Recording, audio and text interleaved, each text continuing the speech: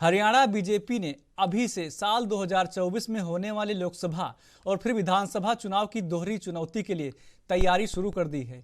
इसी के मद्देनजर हरियाणा बीजेपी का 3 दिवसीय प्रशिक्षण शिविर फरीदाबाद के सूरजकुंड में हुआ, जिसे लेकर हरियाणा के शिक्षा और संसदीय कार्य मंत्री कंवरपाल गुर्जर ने एएनबी न्यूज से खास बातचीत की। क्या कुछ कहा, आपको दिखाते हैं। फरीदाबाद में भाजपा का 3 दिवसीय शिविर लगा है। इस शिविर का क्या रिजल्ट रहा, किन विषयों पर जो है इस दौरान मंथन हुआ, ये हम जानेंगे प्रदेश के संसदीय कार्य मंत्री, जिनके पास शिक्षा एवं पर्यटन विभाग भी है, कंवरपाल जी से। इनसे हम और भी सामायिक विषयों पर बात करेंगे। नमस्कार सर।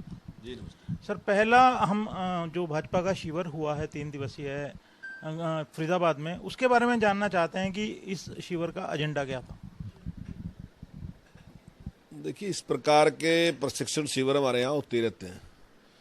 जब से जनसंघ की स्थापना हुई, उसके बाद भारतीय जनता पार्टी बनी, तो इस प्रकार के सिस्टम जो प्रशिक्षण होते रहते हैं, क्योंकि हम एक विचार वाली पार्टी हैं। अब दो तरीके की राजनीति है। कुछ लोग तो ऐसे हैं जो केवल सत्ता के लिए राजनीति करते हैं, लेकिन भारतीय जनता पार्टी केवल सत्ता के लिए नहीं, बड़े परिवर्तनों के लिए भी राजनीति करती है। और वो सारे के सारे, जैसे देश की एकता अखंडता के लिए सांस्कृतिक राष्ट्रवाद है। हमारा मानना है कि कोई राष्ट्र, कोई देश जो है, वो जो राष्ट्र है वो संस्कृति से बनता है।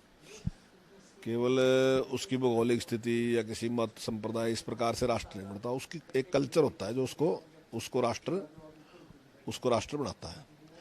तो उन बातों पे हमारी कार्य पद्धति क्या है, हमारा काम करने का तरीका क्या है, तो उसके बारे में कार्यकर्ता को जागरूक करना कि हमारी सोच क्या है, किस सोच को लेकर हम चल रहे हैं। ये तो विषय रहा आपकी सोच का, लेकिन इस शिविर में जो है डिस्कशन क्या क्या रहा हुई। नहीं, यही डिस्कशन होती है। अगर आपको हम शिविर में अंदर बुला लें तो आप भी आश्चर्य करोगे कि यहाँ किस प्रकार की बहस हुई। जो हमारे पास नए लोग आए और दूसरी पार्टियों से छोड़ के आए, तो जब वहाँ बातचीत हुई तो वो बोले कि हम हैरान हैं कि मतलब हमने आज तक इस प्रकार का विचार किया नहीं था कि किसी राजनीतिक पार्टी में इस प्रकार का विचार विमर्श होता है।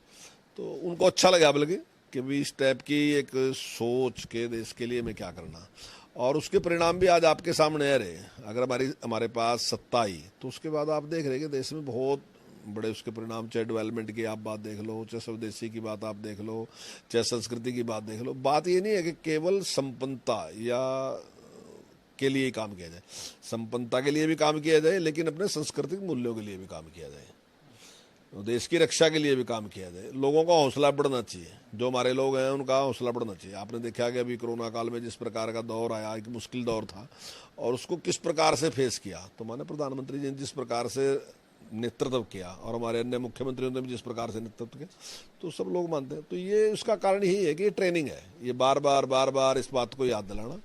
और जब विचार देश के लिए होगा और ये जनता जो उसका भावी होगा कि मेरी जनता है और हमारे भाई हैं, ये हमारा ही एक हिस्सा है भी, और उसके लिए काम करना, तो उस प्रकार का एक विचार बनाना।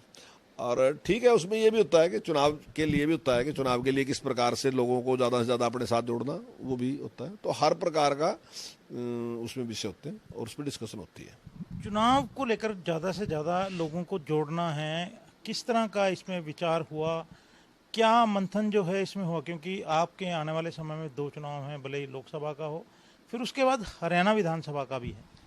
देखिए, बीजेपी जो है उसका संगठन जो है वो व्यक्ति से शुरू होता है।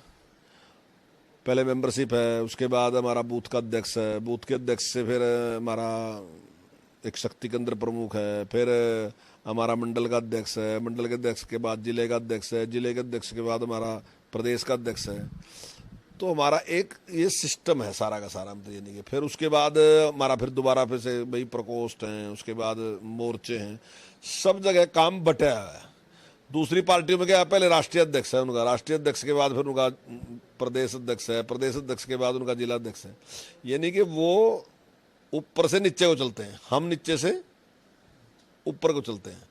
तो हमारे यहाँ सारा सारा सिस्टम जो है वो काम बटा है और उसमें हम प्रोग्रेस करते रहते हैं जितनी जितनी हमारी ताकत है।